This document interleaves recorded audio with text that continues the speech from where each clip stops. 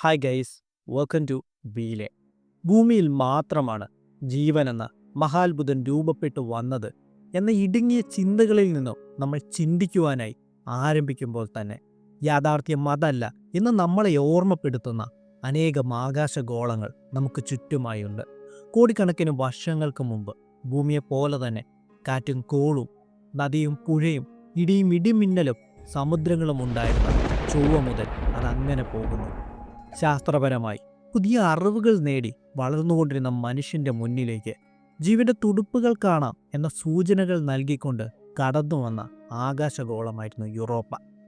1610 Italian ജ്യോതിശാസ്ത്രജ്ഞനായ Galileo ഗലീലിയാണ് വ്യാഴത്തെ വലയം വെക്കുന്ന Europa എന്ന ഹിമഭീമനെ ആദ്യമായി കണ്ടെത്തുന്നത്. ഭൂമിയിലെ 5 മഹാസമുദ്രങ്ങളിലെയും അനേകം നദികളിലെയും പുഴകളിലെയും കാർമേഘങ്ങളിലെയും ചെറു കടലുകളിലുമായി കാണുന്ന ജലത്തിനേക്കാളും കൂടുതൽ ജലം യൂറോപ്പ എന്ന ഗ്രഹത്തിൻ്റെ മഞ്ഞുപാളികൾക്കിടയിൽ അത് ഒളിപ്പിച്ചു വെച്ചിട്ടുള്ള മഹാസമുദ്രങ്ങളിൽ ഉണ്ട് എന്നുള്ളത് നമ്മളിൽ എത്ര പേർക്കറിയാം. ഭൂമിയിൽ ജീവന്റെ തുടുപ്പുകൾ അതിന് രൂപം കൊണ്ടുവന്ന മഹാസമുദ്രങ്ങളെപ്പോലെ തന്നെ ജലം നിറഞ്ഞ വൻ മഹാസമുദ്രങ്ങൾ എവിടെയുണ്ടോ അവിടെയെല്ലാം ജീവൻ രൂപം കൊണ്ടുവരുവാനുള്ള സാധ്യതകളും അത്രമാത്രം വലുതാണ്. സൂര്യനിൽ നിന്നും അനേകം ആസ്ട്രോണോമിക്കൽ യൂണിറ്റ് അകലെ സ്ഥിതി ചെയ്തിട്ടും എന്തുകൊണ്ട് യൂറോപ്പയിൽ ദ്രാവക രൂപത്തിലുള്ള സമുദ്രങ്ങൾ രൂപപ്പെട്ടു വന്നു എന്ന ചോദ്യം പിന്നെയും ബാക്കിയായി വന്നു. അതിനുള്ള ഉത്തരം നൽകിയതാകട്ടെ ടൈഡൽ ഹീറ്റിംഗ് എന്ന പ്രതിഭാസം വഴിയും.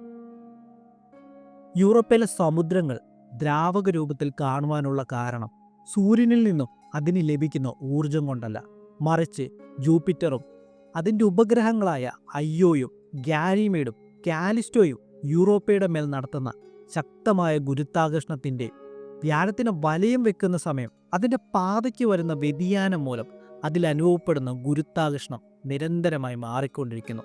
അതിനെ തുടർന്ന് യൂറോപ്പയ്ക്കുണ്ടാക്കുന്ന സ്ട്രെച്ചിങ്ങും സ്ക്വീസിങ്ങും മൂലം മാൻഡിലിനും ഐസ് പാളികൾക്കുമിടയിൽ നിരന്തരമായ ഫ്രിക്ഷൻ രൂപപ്പെടുകയും തന്മൂലം താപം പുറത്തുവിടുകയും ചെയ്യുന്നു. ടൈഡൽ ഫ്ലെക്സിംഗ് എന്നറിയപ്പെടുന്ന ഈ പ്രതിഭാസത്തെ തുടർന്നുണ്ടാകുന്ന താപം മൂലമാണ് യൂറോപ്പിലെ സമുദ്രങ്ങളിലെ ജലം ഇന്നും ദ്രാവക രൂപത്തിൽ നിലനിന്നു പോരുന്നത്. അങ്ങനെ ഇതിനെ തുടർന്ന് ഭൂമിയുടേതിന് സമാനമായ ഹൈഡ്രോതെർമൽ വെന്റുകൾ യൂറോപ്പയുടെ സമുദ്രങ്ങൾക്ക് കീഴെ ഓഷ്യൻ ഫ്ലോറുകളിൽ രൂപം കൊണ്ടുവരികയും അവിടെ ജീവൻ രൂപപ്പെട്ടു വരുവാനുള്ള ഒരു എൻവയോൺമെൻറ്റ് ഉണ്ടാവുകയും ചെയ്യുന്നു. സൂര്യപ്രകാശം ഇല്ലെങ്കിൽ കൂടെ ഹൈഡ്രോതെർമൽ വെന്റുകൾ പകരം ഊർജത്തിൻ്റെ ഉറവിടമായി മാറുകയും സൂക്ഷ്മജീവികൾ കീമോസിന്തസിസ് വഴി ഹൈഡ്രജൻ സൾഫൈഡിനെ മീഥേനെ ഊർജമാക്കി മാറ്റുകയും ചെയ്യുന്നു. കൂടാതെ ഹൈഡ്രോതെർമൽ വെന്റുകളിൽ കൂടി യൂറോപ്പയുടെ മാൻഡിൽ നിന്നും പുറത്തു വരുന്ന മിനറലുകളും കെമിക്കലുകളും ചേരുന്നതോടുകൂടി ഒരു സ്റ്റേബിൾ എൻവയോൺമെൻറ്റ് അവിടെ രൂപം കൊണ്ടുവരികയും ചെയ്യുന്നു. ഭൂമിയിലെ ഹൈഡ്രോതെർമൽ വെന്റുകൾക്ക് സമീപം ജീവജാലങ്ങൾ ഒരു എക്കോസിസ്റ്റം ക്രിയേറ്റ് ചെയ്യുന്നത് പോലെ തന്നെ അവിടെയും മൈക്രോസ്കോപ്പിക്കോ സിംഗിൾ സെല്ലായിട്ടുള്ള ജീവജാലങ്ങൾ ഒരു എക്കോസിസ്റ്റം രൂപപ്പെടുത്തിയെടുക്കാനുള്ള സാധ്യത വളരെ കൂടുതലാണ്. ആയതിനാൽ തന്നെ ഈ വർഷം ഒക്ടോബറിൽ നാസ വിക്ഷേപിക്കുന്ന യൂറോപ്പ ക്ലിപ്പർ എന്ന പേടകം അതിൻ്റെ യാത്രയിൽ ഒരു പക്ഷേ യൂറോപ്പ എന്ന ഗ്രഹത്തിൽ ജീവൻ്റെ തുടുപ്പുകളെക്കുറിച്ചുള്ള വിവരണങ്ങളും അധികം താമസിയാതെ തന്നെ നമുക്ക് ഒരു പക്ഷേ നമ്മുടെ കരങ്ങളിലേക്ക് നൽകുകയും ചെയ്യപ്പെട്ടേക്കാം. അന്ന് ആ ദിനത്തിൽ ഭൂമിയിൽ മാത്രമാണ് ജീവൻ എന്ന മഹാത്ഭുതം രൂപം കൊണ്ടുവന്ന എന്ന നമ്മുടെ തെറ്റിദ്ധാരണകൾ എന്നേക്കുമായി മാറുകയും ചെയ്യുമായിരിക്കാം. ഒരു പക്ഷേ ഇതുകൊണ്ടൊക്കെ തന്നെയായിരിക്കാം 1968 സ്റ്റാൻലി കുബ്രിക് പുറത്തിറക്കിയ എ സ്പേസ് ഒഡീസി മുതൽ 2013 പുറത്തു വന്ന യൂറോപ്പ റിപ്പോർട്ട് വരെ അനേകം ഹോളിവുഡ് സിനിമകളുടെ ഇതിവൃത്തമായി യൂറോപ്പ കടന്നു വരുന്നതും എന്ന് നമുക്ക് കരുതാം. മനുഷ്യൻ ഇന്നുവരെ വ്യക്തമായൊരു ഉത്തരം ലഭിച്ചിട്ടില്ല എങ്കിൽ കൂടെ ഇന്നും അനേകം മനുഷ്യർ വിശ്വസിച്ചു പോരുന്നത് കോടിക്കണക്കിന് ജീവൻ നിറഞ്ഞ ഗ്രഹങ്ങളിലൊന്നു മാത്രമാണ് നമ്മുടെ ഈ കൊച്ചു ഭൂമി എന്നുമാണ്.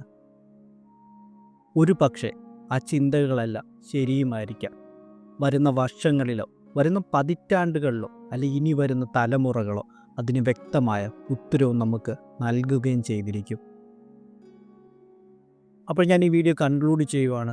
വീഡിയോ കൺക്ലൂഡ് ചെയ്യുന്നതിന് മുമ്പ് നമ്മുടേത് വളരെ ചെറിയൊരു ചാനലാണ്. നിങ്ങളുടെയൊക്കെ സപ്പോർട്ട് ഉണ്ടെങ്കിൽ മാത്രമേ നമുക്ക് മുന്നോട്ട് പോകുവാനായിട്ട് സാധിക്കുകയുള്ളൂ.